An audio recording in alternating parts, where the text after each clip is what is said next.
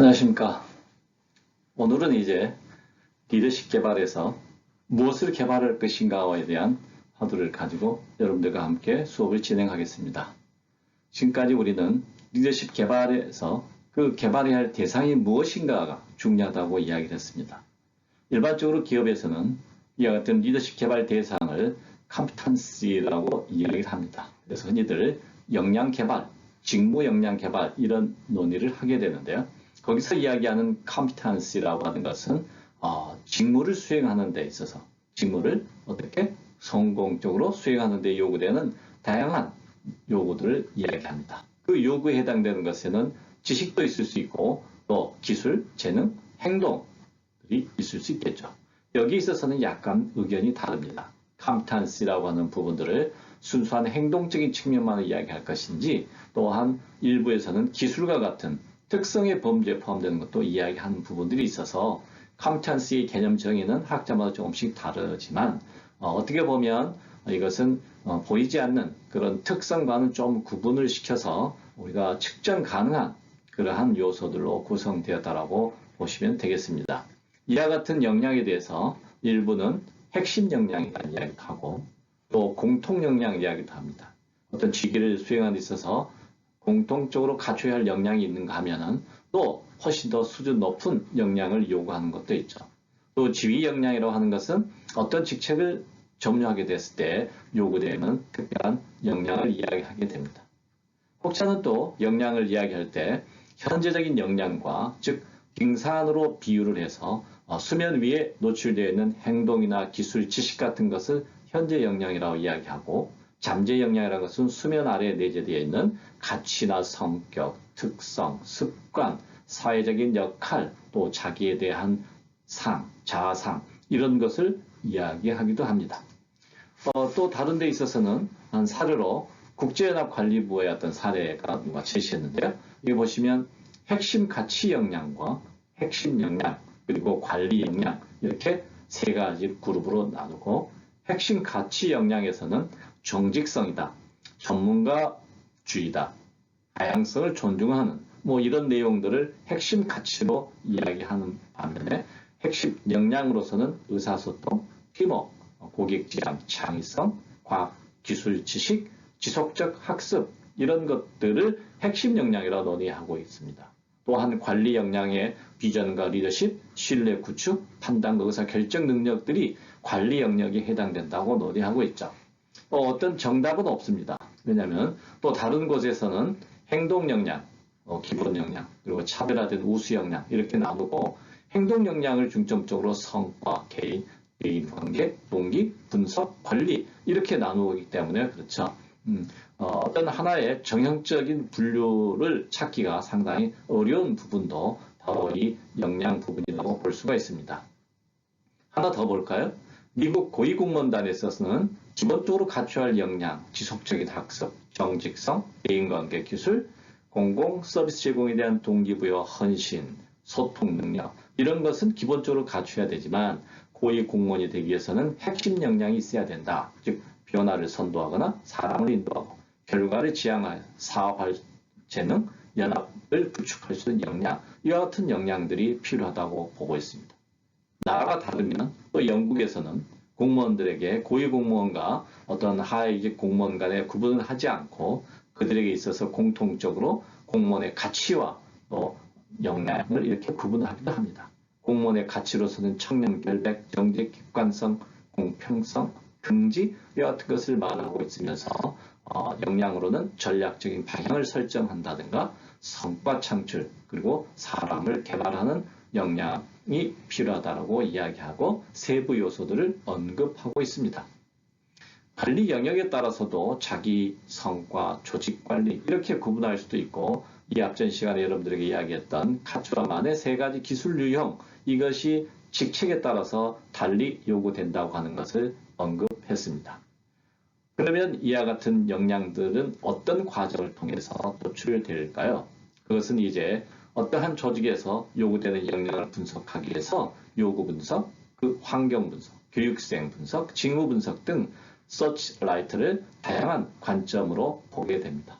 이 서치라이트를 밝혀서 내용을 살펴보면서 자료를 얻는 방법이 또 여러 가지 방법을 사용할 수가 있죠. 문헌을 연구하고 실제 면접한다든가 설문을 통해서 내용을 분석하고 또 그 직책의 시니어들, 경험이 많은 사람들의 의견을 듣거나 실제 현장에서의 직무를 관찰하는 등 다양한 루트를 통해서 요구되는 역량을 선정하고 이 선정된 과정에 있어서도 전문가들이 여기에 대해서 결정을 하는 과정이 있는데 이를 위해서는 모든 역량들이 조작적으로 정의되고 또 측정이 어떤 객관적인 수치화할 수 있도록 결정이 되어야 한다는 것입니다. 이런 것들이 보완이 되고 난 다음에 전문가들이 이제 다양한 의사결정 방법이 있는데요. 대표적으로는 FGI, 대표 집단 방법, 또 명목 집단 기법, 세 번째 델파의 기법, 이런 것들을 사용해서 관련 전문가들이 모여서 이제 역량을 아웃풋으로 내놓게 되는데요.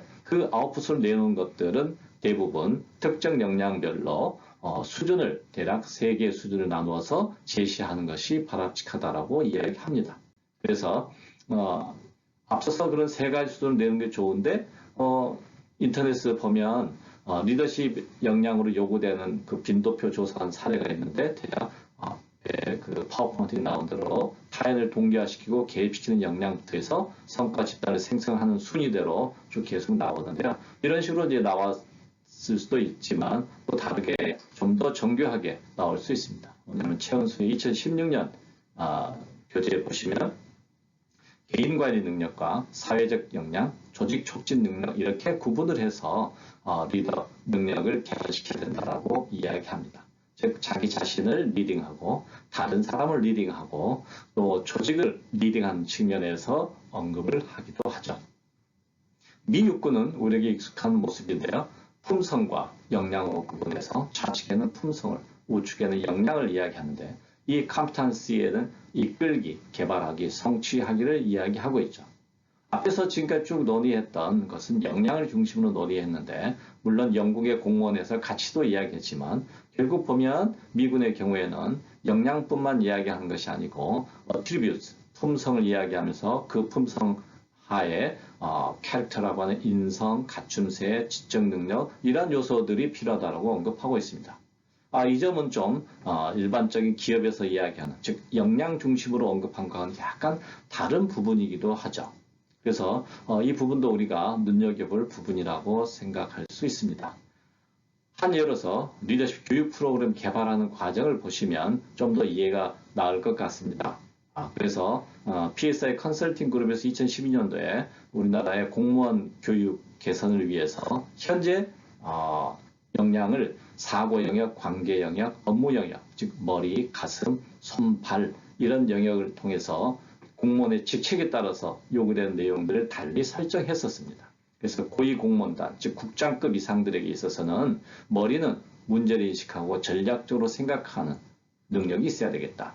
그리고 마음속에는 어떤 일을 조정 통합하거나 고객 만족을 우선시하는 이런 어떤 생각들, 그리고 손발에 해당되는 업무 영역에 있어서는 성과를 지향하고 변화를 관리할 줄 아는 그런 능력이 필요하겠다라고 이야기합니다. 그러나 5급에게는 사고 영역에서는 업무를 기획하고 문제 해결 정보 관리 능력이 있으면 되고 업무 영역에 있어서는 적극적으로 업무를 수행하는 능력이 있어야 된다. 이렇게 구분했죠. 이와 같은 현재 역량 체계에 대해서 좀 더 개선의 여지가 있다고 생각하고 개발, 즉 개선 작업을 실시했습니다. 이를 위해서 앞서서 역량 선정 과정을 거쳐서 최종적으로 역량을 선정하게 됐는데 선정 결과 기존에는 사고, 업무, 관계 세 영역만을 이야기했는데 신규 영역에 있어서는 리더들의 자기 영역이 매우 중요하다는 인식을 수용을 해서 4개 영역에 걸쳐서 요소들을 분산시켰죠. 그래서 우측에 보신 바와 같이 신규 역량으로는 국정주의의식, 글로벌 사고, 관계는 인파워먼트, 그 다음에 자기에는 진정성을 이야기했습니다. 여기에서는 국장급 이상에 있어서는 업무 영역에서의 요소를 생략한 겁니다. 그러나 5급에 있어서는 분석적 사고, 과업관리, 긍정적인 사고와 책임의식을 강조한 점에서 앞에서 기존의 역량과는 조금씩 변화가 이루어진 것을 알 수가 있겠죠. 이제 이와 같은 신규 역량들이 어떻게 달성될 수 있는가 하기 위해서는 세부적으로 그 하위 요소들을 설정하는 작업이 필요했고 했고요. 이와 같은 하위 요소들이 기존의 리더십 프로그램에서 어떻게 커버되고 있는지를 분석한 다음에 만약에 없다면 새로운 리더십 프로그램을 추가를 해서 이 실국장들에게 요구되는 것들이 모두 다 개발될 수 있도록 구조화시키는 작업을 했던 것이죠. 자, 그래서 그 세부 내용에 참고로 제가 어떤 전략적 리더십 프로그램에서 실국장들의 국정주의의식과 글로벌 사고를 개발시키는 내용들을 예를 들어서 어떤 학습 방법을 통해서 몇 시간 할 것인가의 계획을 간단하게 제가